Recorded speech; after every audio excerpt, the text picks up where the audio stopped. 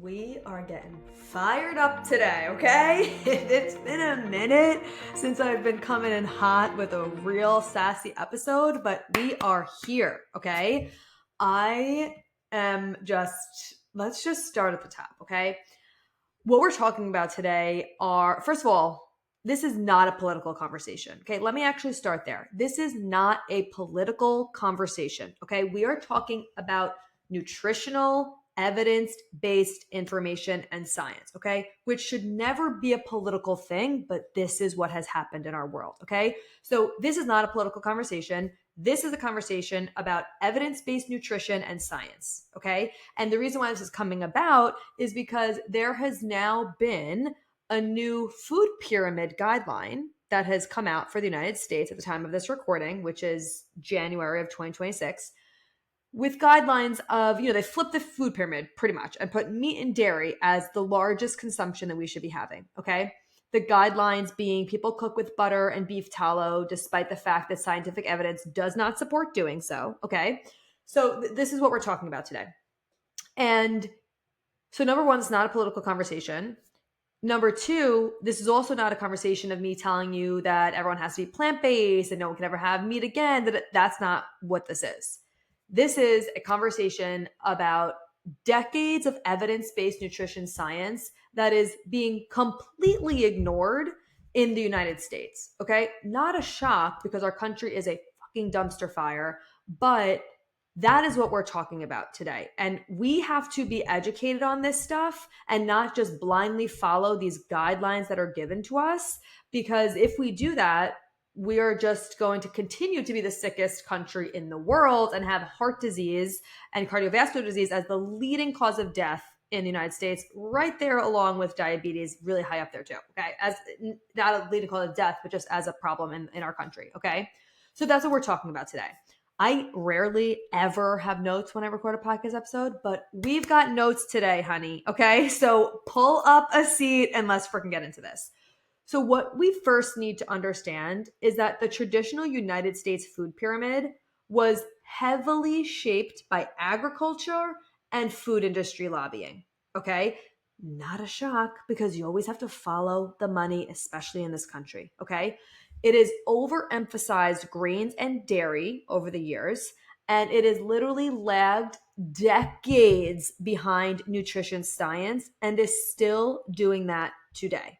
Okay. So we should be confident that our government is giving us evidence based nutrition science, not economics for our food pyramid. Okay. We need to follow the money. And that is exactly what is happening here with this flip in our food pyramid. Okay. Because there's a plethora of evidence, decades of evidence, literally decades, that red and processed meat consumption increases your risk of type 2 diabetes and cardiovascular disease and stroke.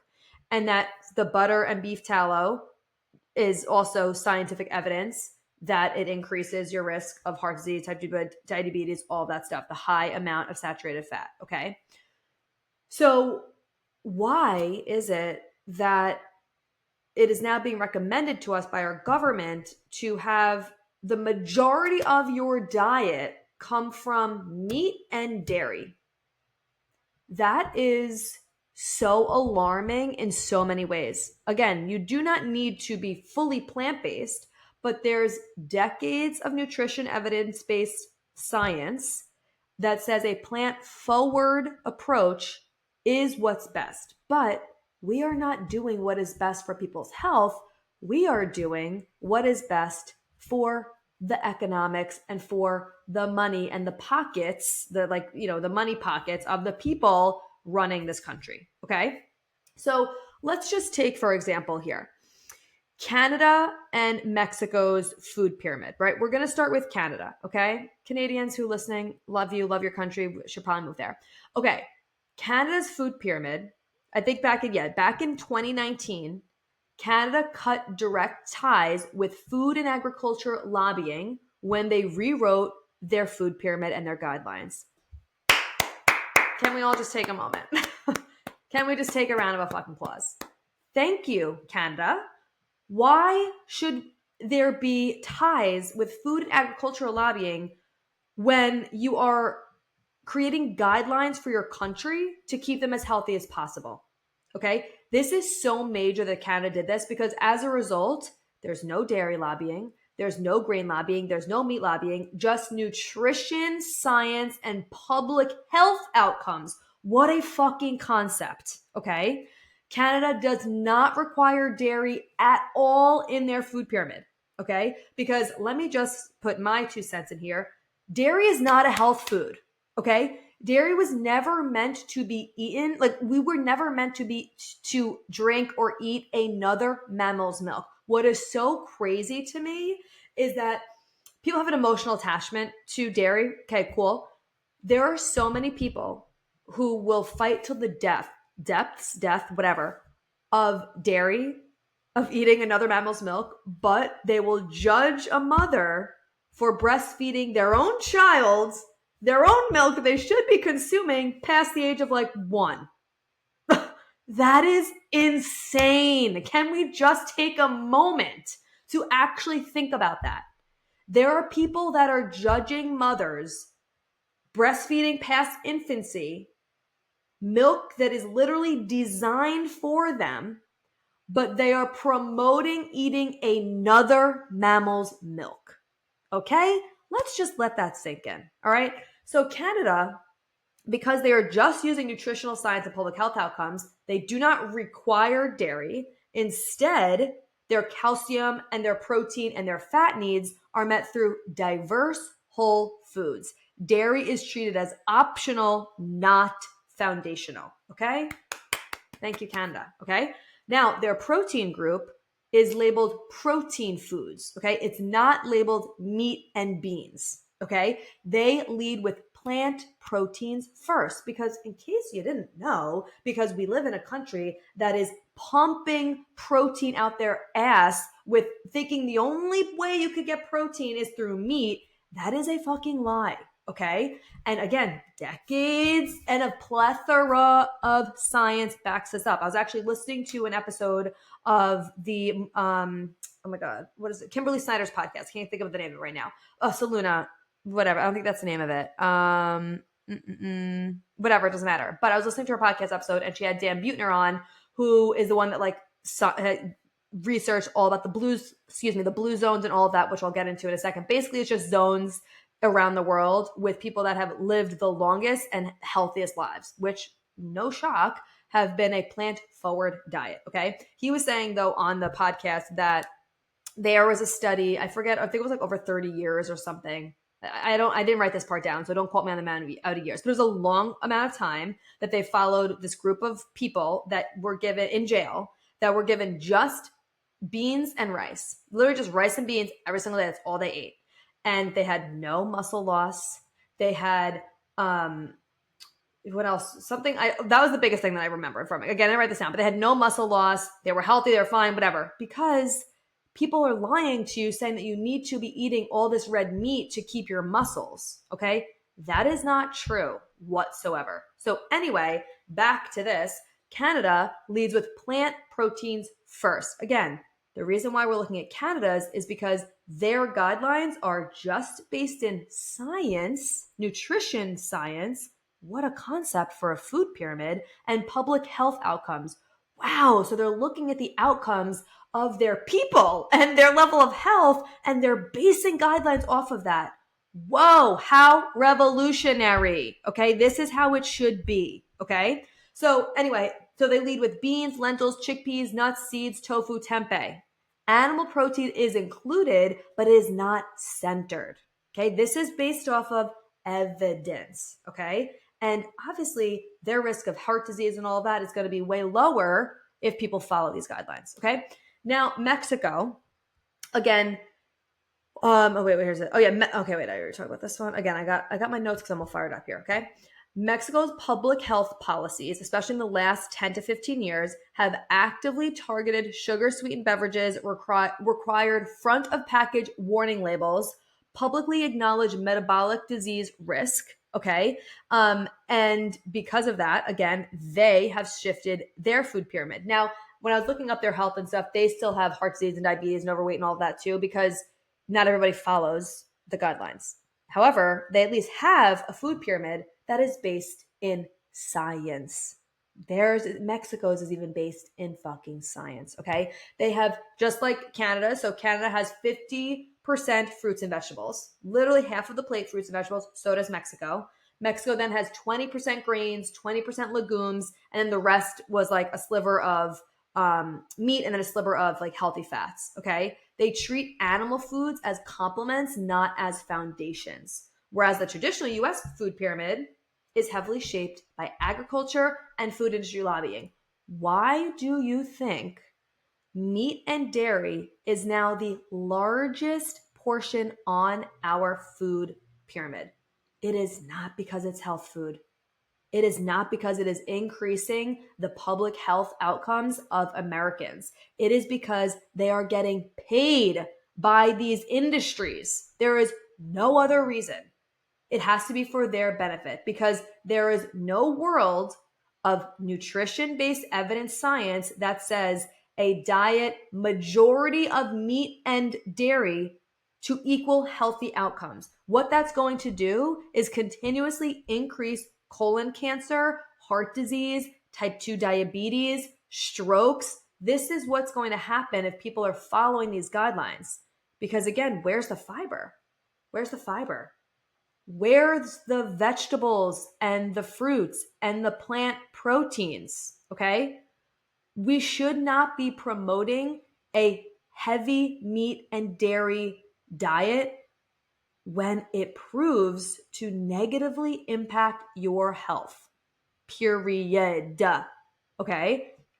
Again, this is not a political conversation. This is not me saying that you could never eat meat, right? In Canada and in Mexico's, which are nutrition science, public health outcomes. Again, Canada totally cut ties with food and agriculture lobbying. So they have no benefit of putting something on there that is going to feed their pockets. Okay. They literally are just going on health outcomes.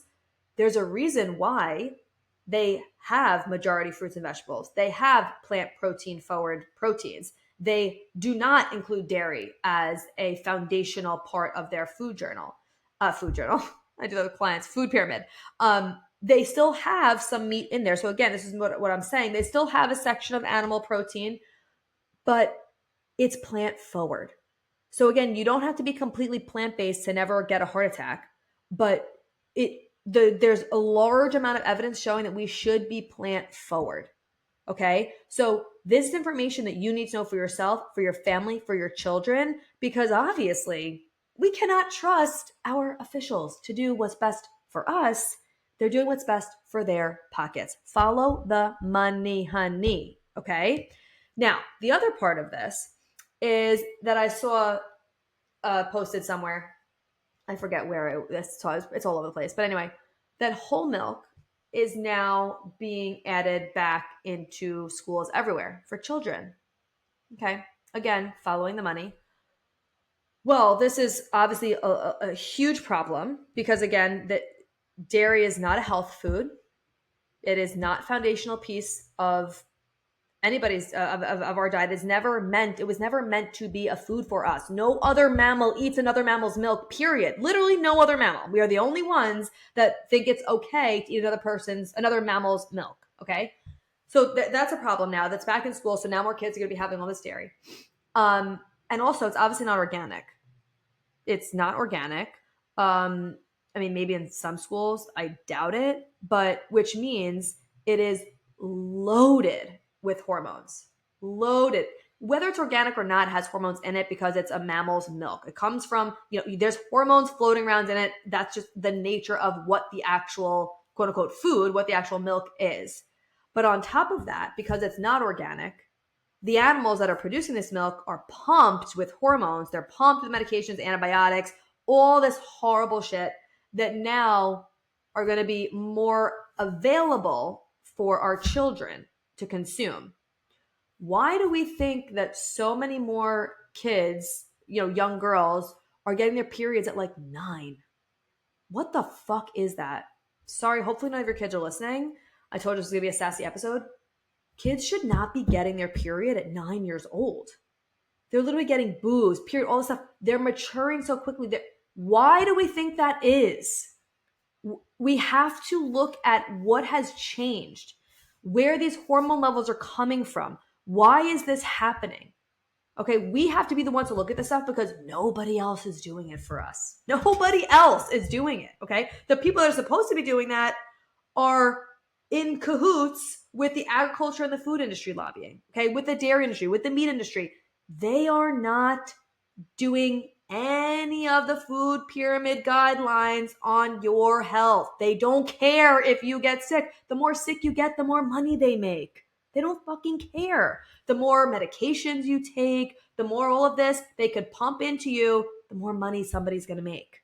They don't want you to be healthy. If they did, our food pyramid would be wildly different.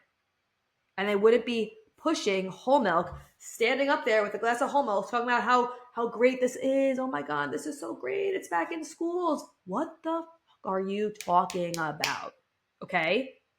Again, that is not to say that if you or your child ever has dairy, it's horrible, da da da. Do I believe we should be having it? No, I'm very open about that. But if you are consuming it, it at least bare minimum needs to be organic and limited. Limited. Like again, in the science, nutrition, science, and public health outcomes based food pyramid in Canada, it does not require dairy at all. You do not need dairy for calcium. You do, let me say that again. You do not need dairy for calcium. Okay. Madison has been dairy free since birth. Okay. She's been plant based since conception. Okay. We have eggs once in a while. Other than that, that's it. Okay. There's no meat, there's no dairy, whatever. She's extremely healthy. She's above average on height, on weight. She's extremely smart. Like, you don't need these things. Everyone's like, oh, well, now that you're done breastfeeding, like, are you going to give her whole milk? No. Over my dead body? No. I give her avocados. Same for myself. Avocados for like healthy fats and stuff. They're like, well, brain development, da da da. Her brain is firing all cylinders. Okay. We are feared into these things because we're fed this information that is not backed in science. Okay. So I'm telling you this because you're probably already seen all this stuff. And like, we are just told all the time from health coaches too. Okay. From health coaches pushing meat, pushing organ meats for fertility, pushing dairy and all this stuff. No, that is not what the science shows. Okay. And again, that doesn't mean you could never have these things, but it does mean that if you want to live a long and healthy life, you need to drastically cut back on your amount of red meat and dairy. That is not an opinion. That is literally decades of nutrition science based evidence. Like, it can't be argued. It cannot be argued. It is just when people hear things enough times, they believe it to be true. So the more you hear, oh, organ meats, help your fertility, oh, red meat, oh, da da da, dairy, blah, blah, blah. The more you hear these things, the more you think it's true, the more you think that's what you have to do. That is not true. It's not based in science. Okay. That goes back to, again, the blue zones. Blue zones, let me get an exact like definition of what it is for you. Because this is, what are blue zones? In case you've never heard of it. Let's see. Okay, blue zones are regions of the world where people live significantly longer, healthier lives with unusually high rates of people living past 90 and 100, often without chronic disease. It's not just about living long, it's about living long and well without disease. Okay, this term again was popularized by Dan Buettner, who I was talking about before, who identified these areas by studying longevity patterns, lifestyle habits, and cultural behaviors. Oh, by the way, I forgot about this, the lifestyle part. Canada's food pyramid also has a section on the bottom. It's not just what you eat. And then it talks about all things in your lifestyle you could do. Cook at home more, spend time with family and friends, exercise, all these things. Like, it's just so amazing. Anyway, so the 5 recognized blue zones: Sardinia, which is high concentration of male centenarians, meaning over 100. Their diet: beans, vegetables, whole grains, olive oil, some sheep dairy. Daily movement, strong family ties. Did you notice there's no meat, no dairy in there? They've managed to make it to 100 without meat and dairy, even though people are telling you, and without all these health conditions of osteoporosis, all this shit they probably fear to get. Okay, let's just take a moment. Number 2, Okinawa. longest living women on earth. Their diet: sweet potatoes, vegetables, tofu, seaweed. Can you even? Cultural practice: eat until 80% food, full, strong social circles. Amazing. Okay. Third one, Icaria. By the way, I have no idea if I'm saying these places right. Okay. Very low dementia rates. Mediterranean style diet, which Mediterranean style diet is mostly fruits, vegetables, whole grains, a little bit of seafood. Okay. Regular naps. Oh, love. Low stress, strong community. I say love like I like naps. I actually don't like naps. But anyway, um, high intake of herbs and teas. Amazing. Fourth one, Nicoya Peninsula. Strong bone density. Oh, I'm so glad this is just brought up. So just talk about bone density. Strong bone density into old age. Their diet. Let me just give you a spoiler alert. No dairy. Okay. Their diet: beans, corn, squash, and tropical fruit. No dairy or meat. They've made it to about 100 with strong bone density into old age. Okay. Mineral rich water with calcium, magnesium, strong sense of purpose. Number 5, Loma Linda, Seventh day Adventist community. I don't know what that means. Mostly plant based diet, no smoking, minimal alcohol, emphasis on rest, weekly Sabbath, and faith. I mean, this is amazing. So, what blue zones actually have in common, this is the key part, it's not just food. Again, Canada already wrote that on their food pyramid. It's not a pyramid anymore, but I just call it that. Anyway, it's like a food plate, whatever. Nutritional patterns that are across all the blue zones. Again, people living well into their 90s and hundreds and without chronic disease, okay, which is obviously not the case in America, one of the sickest countries in the world. Mostly plant-based, heavy on legumes. They have beans every day, minimal ultra-processed food, low added sugar, moderate protein, not high protein diets like everyone is feeding you to have like 2 grams of fucking protein per body weight and all this crap, okay? Other part that's into it, daily movement. Constant low level movements, meaning not just sitting all day, moving around, going in the garden, taking walks, housework, not intense exercise programs. Interesting, okay? I should do another podcast episode on that because I'm fired up right now. Nervous system and stress. Built-in stress reduction for these people. Naps, prayer, social rituals, very low chronic cortisol exposure. Amazing. Okay. Community and purpose, strong social ties, multi-generational living, clear sense of purpose. So as you can see, the blue zone lifestyle has not any talk of meat or dairy, and they live into their 90s and 100s, high bone density, low dementia, no chronic illnesses.